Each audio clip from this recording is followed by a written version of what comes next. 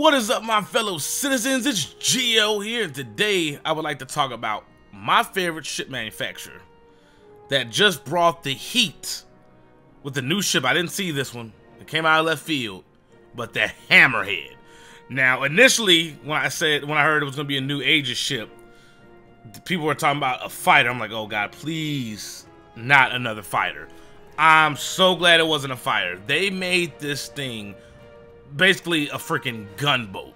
This is a heavy gunship. I think what a lot of people who bought the Polaris were looking for the functionality of this ship to completely wreck fighters. The Polaris is more of a capital ship, and the Hammerhead is, more anti-air for the smaller ships. Some of the bombers like the Gladiators or even, Retaliator. I think this will also do good with probably the medium ships that are not the capital, but almost there, against a Gemini or a Caterpillar. Hell, even in one of the pictures, the Caterpillar is getting wrecked by this thing.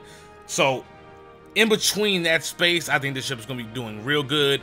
Going against like an Idris or a Javelin, I don't see this thing taking one of those down, but it's not supposed to. From what I'm reading and seeing, this is not a ship that you're going to want to go ahead and do that. You could probably, maybe take down some of those shields and eat away at it, but you're not going to completely destroy it with a couple of these. You're going to have, something like a Polaris. So they both have their own fit. Now, I will say this. When I did see this ship, I thought at first they were reviving the Scimitar from Infinite Shoemonk, if you guys remember the next great starship. And I was hoping it was this ship. It looks good. It's up there with the Scimitar, but I still would like maybe Anvil to come out with a ship that has the AA stuff in there and some of the, the Polaris stuff where you can take on capitals kind of mixed in one, like the best of both worlds. So hopefully, maybe they could bring the Scimitar back for that and make it, of course, bigger than what it was on the next great starship. There's still hope. I'm hoping for it. Please, CIG, do it. But back to the Hammerhead.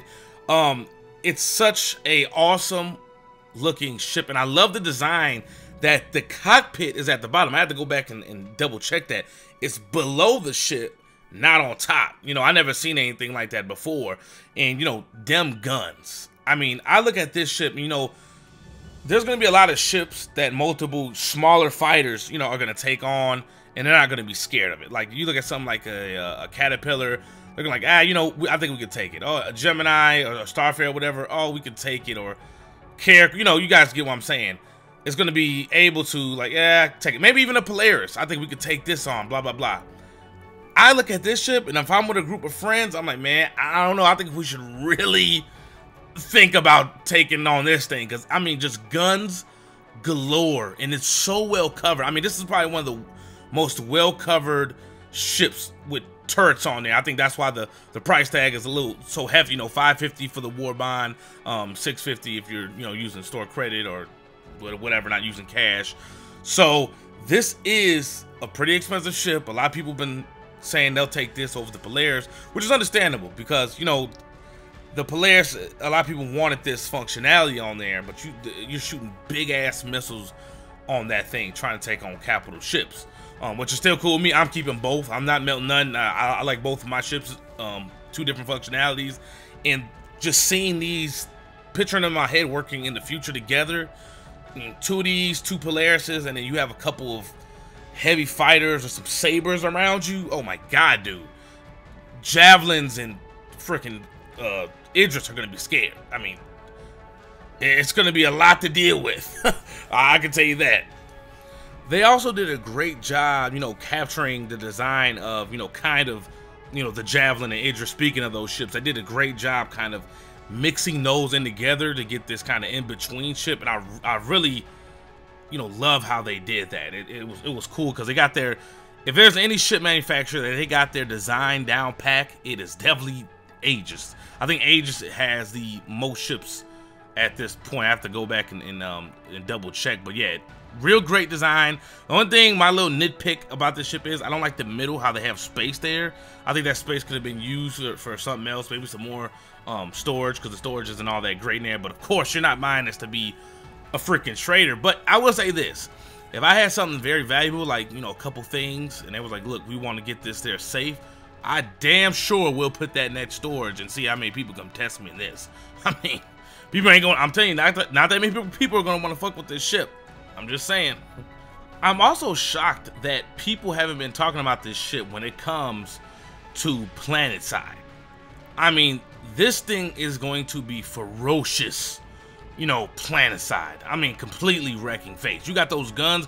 It reminds me of the gunship off of Star Wars. Well, it doesn't look like it, but, you know, that thing was covered in guns. You know, you had the two guys on the outside of the door. You had guns on the wings, you know, front. You had one in the back. This kind of reminds me of all those damn guns just pointing. I mean, if you see a couple pioneers setting up shop, you bring this in there. Oh, my goodness.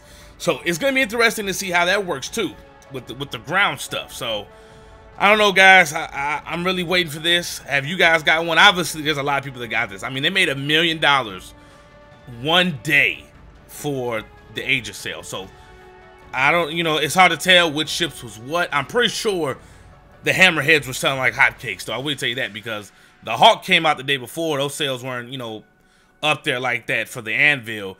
But, you know, this thing, you know, shot through the roof. So I can't wait till this bad boy comes out. Let me know if you guys got one, how many you got. And also, we are doing a monthly giveaway, 3 $50 gift cards. It could be for Star Citizen or Amazon. The choice is yours. It'll be 3 chances to win those.